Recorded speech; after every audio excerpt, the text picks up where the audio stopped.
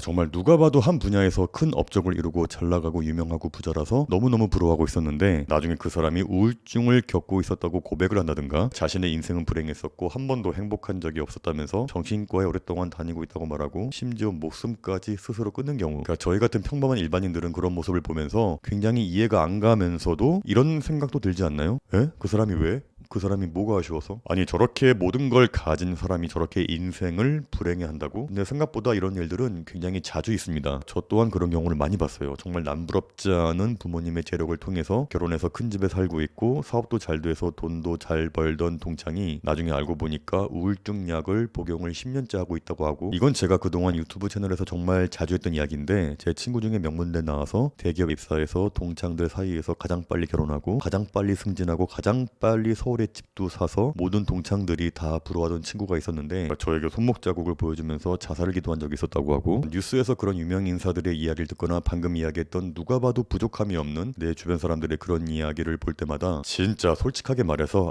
저거 배가 불러서 그런 거지, 지들이 돈이 없어서 하루하루 피말리게 살아봐야 정신 차리지, 한마디로 복에 겨워서 저러고 있다. 오늘의 이야기는 바로 인생의 오후를 즐기는 최소한의 지혜, 이 책의 내용을 바탕으로 이야기를 만들어 봤는데요. 이 저자는 비행기 안에서 마치 영화에서나 볼 법한 극적인 장면을 실제로 목격하면서 인생의 큰 터닝 포인트가 되었던 실제 사례를 소개해주면서 시작하는데요. 근데 이 사례는 저도 유튜브를 시작하면서 실제로 많이 겪어봤던 일이라서 정말 흥미로웠는데요. 이 책은 달라이라마가 추천한 책이고 저자는 아서 브룩스라는 미국 경제연구소의 소장이자 베스트셀러 작가였고 뉴욕타임즈에 칼럼을 연재할 정도로 잘 나가는 분이었는데, 그 사람이 비행기를 타고 어디로 가고 있었는데 그 뒷자리에 있던 어떤 노부부의 이야기를 우연히 듣게 됩니다. 뒷자리에 앉아 있었던 7, 80대 노인이 아내에게 이렇게 사느니 차라리 죽는 게 낫겠다라는 식으로 하소연을 하고 있었고, 그의 아내는 그런 남편을 계속 달래주었는데 저자는 본의 아니게 그 대화를 엿듣게 되면서 뒤에 앉아있는 노인을 별 볼 일 없는 사람으로 생각했대요. 딱히 뭐 특별할 게 없는 평균 이하의 삶을 살았으니까 저렇게 죽고 싶다고 하겠지라고 생각했는데, 비행기에서 내리려고 그 뒤에 앉아있던 노인의 모습을 봤는데 그는 미국인이라면 누구나 다 아는 세계적인 유명인이었던 거예요. 비행기 승객들도 일제히 알아보고 인사하고 존경을 표하고, 그 노인은 아까까지만 해도 죽고 싶다라는 말을 했었던 사람인데 이렇게 사람들이 인사하니까 또 환하게 인사를 받아주니까 저자는 그 모습을 보면서 큰 호기심이 생겼던 거죠. 방금 전에 아내에게 죽고 싶다라고 말하던 그 노인이 진짜의 모습일까? 아니면 이렇게 많은 사람들에게 인사를 받고 존경심을 받는 노인이 진짜의 모습일까? 그때 마침 그 저자도 누가 봐도 성공한 인생이었지만 나이를 먹으면 먹을수록 성과를 이루고 젊었을 때 적어놨던 그 목표들을 하나씩 다 달성하고 살았지만 이상하게 내가 생각했던 것만큼 큰 기쁨을 주지 못했던 터였는데, 근데 마침 또 비행기에서 그런 장면을 보고 나니까 그러한 의문점들을 하나의 연구 프로젝트처럼 접근해보기로 했고 10년 동안 연구한 결과 직업적으로 성공한 사람이라면 그저 흔한 정도가 아니라 거의 모두에게서 숨겨진 괴로움의 근원을 발견하게 되었고, 그것을 노력하는 자의 저주,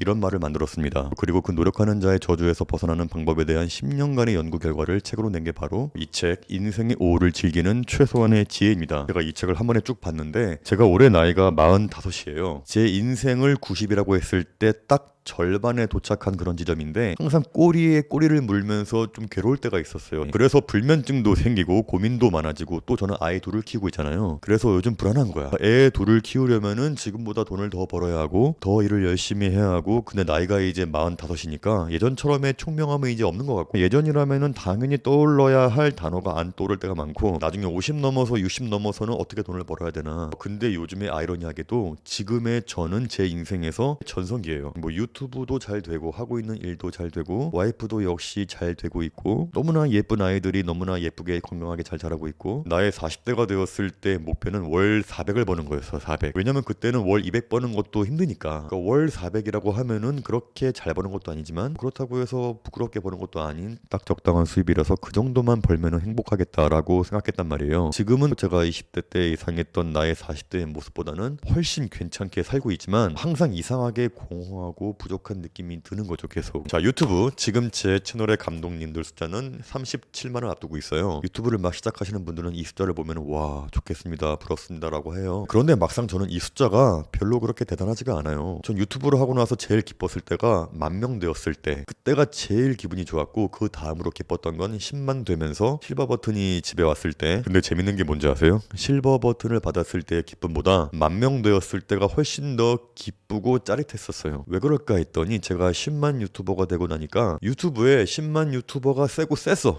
너무 많아. 10만에서 20만 될 때까지 진짜 유튜브 열심히 했거든요. 왜냐면은 왠지 구독자 20만이 돼야 뭔가 좀 큰 유튜버 같고 뭔가 좀 더 있어 보이고 20만이 되면은 짜릿한 성취감을 맛볼 수 있을 것 같아서 정말 열심히 했는데, 근데 문제는 원래 저는 아이들 저녁을 항상 제가 직접 만들어 먹였는데 유튜브를 하게 되면서 바빠지면서 편집도 해야 하고 하니까 그 아이들의 밥을 챙겨주는 게 일같이 느껴지고 제가 직접 해주는 것보다 돈가스나 피자를 시켜주는 일이 많아지는 거죠. 자, 그런 식으로 해서 결국에는 20만 유튜버가 되었어요. 전 정말 기쁠 줄 알았거든요. 근데 아무런 감흥이 없는 거예요. 10,000명 되었을 때 그 기쁨의 한 10분의 1 정도? 그리고 유튜브를 하면서 시도 때도 없이 정체기가 찾아옵니다. 아무리 열심히 만들어도 반응이 없는 경우가 있는데, 그럴 때는 나는 유튜버로서 재능이 없나? 라는 생각도 들고 나보다 더 뛰어나고 재능이 있는 크리에이터들이 보이는 거죠. 한마디로 아까 저자가 이야기했던 노력하는 자의 저주에 빠지게 된 거죠. 유튜브를 하면 할수록 계속 나보다 더 큰 구독자의 크리에이터만 보이니까 만족이 안 되는 거예요. 40만이 된들 50만이 된들 100만 된들 뭐가 달라질까? 아, 그래도 100만 유튜버가 되면은 엄청 기쁠 것 같다 라고 생각했는데, 제가 나중에 한번 100만 유튜버를 직접 만나서 이야기를 들어봤는데 그분의 이야기가 100만 돼도 똑같다는 거예요. 자기는 400만 유튜버인 허팝을 보면서 열등감을 느끼고 자기가 알고 있는 1000만 유튜버는 2억 구독자의 미스터 비스트를 보면서 한숨을 푹 쉰답니다. 근데 그런데 이거는 유튜브뿐만이 아니었어요. 전 어렸을 때부터 많은 사람들 앞에서 강연을 하는 게 꿈이었는데, 그러니까 유튜브가 잘 되니까 많은 강연 요청이 와요. 제가 처음으로 했던 강연장이 15분 정도 모시고 하는 작은 강연장이었는데, 저는 그 강연을 준비하면서 시작하기까지의 그 떨림과 두근거림과 설레임의 감정을 지금도 잊을 수가 없어요. 또 그리고 15분 앞에서의 나의 이야기를 하는 그 시간은 정말 행복했었고 내가 정말 괜찮은 사람이 된 느낌이 있었고, 근데 하지만 계속 여기저기에 강연을 나가다 보니까 이제 그러한 떨림과 설레임이 계속 주는 거예요. 이건 굉장히 저에게 있어서 이상한 경험이었어요. 아니, 감흥이 안 느껴지는 걸 뛰어넘어서 자괴감까지 드는데, 계속 강연을 하면 할수록 저의 단점들이 느껴지고 나는 왜 김창옥 같이 말을 못할까? 나는 왜 김미경처럼 사람들을 압도하지 못할까? 그러니까 저랑 비교도 못할 만큼의 훌륭한 강사들을 보면서 우울해지는 거죠. 나는 강연자로서의 재능이 없나? 그래서 그 다음부터는 강연장에 나가기 싫어지는 그런 일까지 생겼었고, 지금 하고 있는 사업들도 만족할 만한 성과가 있지만 나보다 훨씬 더 사업을 잘해서 월 순익 억을 찍는 분들을 보면은 또 똑같은 감정이 느껴지는 거죠. 다시 이야기를 유튜브로 돌려서 이 구독자 20만 되고 나서도 별로 감흥이 없는 걸 느끼고는 이 생각을 한번 바꿔보기로 했어요. 그 생각을 바꿈으로써 다시 예전에 처음 유튜브를 시작했던 그 감정에 충실해 보기로 했는데, 유튜브를 시작하면서 한 명 한 명 응원하는 댓글을 볼 때마다 느꼈던 그 기분, 구독자 100명에서 200명, 300명, 400명 증가할 때의 그 짜릿함, 길거리에서 처음 알아보는 사람을 보고 느꼈던 그 뿌듯함, 그렇게 유튜브를 하면서 느꼈었던 소소한 행복감을 다시 한번 생각해 보면서, 영상은 조금 적게 만들더라도 아이들과 놀아줄 시간과 밥해주는 시간까지 없애가면서까지 열심히 하지 않고 욕심내지 않고 소소하게 유튜브를 했더니 이젠 다시 유튜브가 즐거워지고 이 구독자의 숫자에 너무 연연하지 않게 되고, 대신에 오프라인 모임을 많이 늘렸습니다. 제가 클래스유 강의 런칭한 게 있는데, 이 클래스유 수강생분들 상대로 이 오프라인 모임을 하게 되면은 저를 보고 싶어 하시는 분들을 직접 보면서 이야기를 하는 게 또 너무 재밌더라고요. 정말 아무것도 아닌 제가 단지 유튜브가 잘 됨으로써 저를 보러 멀리 지방에서도 오시는 모습을 보면서 아, 유튜브 하기 정말 잘했다, 행복한 감정을 느끼면서 하고 있습니다. 여기에서 제가 왜 그동안 유튜브도 잘 되고 하는 일도 잘 되었지만 왜 만족이 안 되고 공허했을까에 대한 해답이 이 책의 3장 불행으로 이끄는 성공 중독에서 벗어나기 위해서 아주 정확하게 찝어줍니다. 바로 자신이 창조해낸 특별한 사람이 완벽한 사람이 아니라 부족한 사람이었다는 사실이다. 우리도 이들을 이렇게 대하는 경우가 종종 있다. 그들이 가지고 있는 육체적 아름다움이나 돈, 권력과 같이 부러움을 살 만한 한두 가지의 특질로 그들을 축소시키는 것이다. 이것을 대상화라고 부른다. 유명 인사들은 이런 방식으로 자신이 대상화되는 것이 얼마나 끔찍한 일인지 자주 언급한다. 진짜 열심히 피나는 노력을 해서 한 분야에서 업적을 남기고 이름을 남기고 존경을 받는 사람들은 일과 성취, 세속적인 보상, 자존심을 중심으로 특별한 자신을 정의해놓고 대상화를 하게 돼요. 그런데 사람은 누구나 어떻게 되나요? 나이를 먹고 한물 가잖아요. 뭐 유명한 교수든 사업가든 가수든 연기자든 어떤 분야든 시간이 지나면은 나보다 더 뛰어나고 젊고 재능이 있는 사람들이 나오게 되어 있고, 내가 이루었던 업적이 어느새인가 사람들에게 잊혀지게 됩니다. 그러니까 그때부터는 걷잡을 수 없는 괴로움에 빠져 빠지는 거죠. 한마디로 누구에게나 에이징 커브의 시기가 온다는 거죠. 인류의 역사상 가장 유명했던 과학자가 5명이 있는데 그 중에 한 사람이 찰스 다윈인데 이 종의 기원을 출간하면서 과학의 역사를 바꾼 위대한 업적을 남겼지만은 이 사람의 노년은 굉장히 불행했다고 해요. 더 이상의 창조적인 성과물을 내놓지 못하고 정체되면서 노년에 많은 자괴감을 느끼면서 불행하게 죽었다고 해요. 또 굉장히 재밌는 일화가 있습니다. 저는 이 책에서 이 부분이 제일 흥미로운 부분이었는데, 그러니까 10세기 스페인의 왕이었던 알라흐만 3세가 썼던 자신의 인생의 평이었는데 한번 읽어드릴게요. 나는 지금껏 50년 넘도록 승리와 평화 속에서 이 나라를 통치했다. 백성들에게는 사랑을 받았고 적은 두려움에 떨게 하였으며 우방에게는 존경을 받았다. 나는 부와 영광, 권력, 즐거움을 내 마음대로 누릴 수 있었다. 세속적인 물질은 나를 더할 나위 없이 행복하게 하기에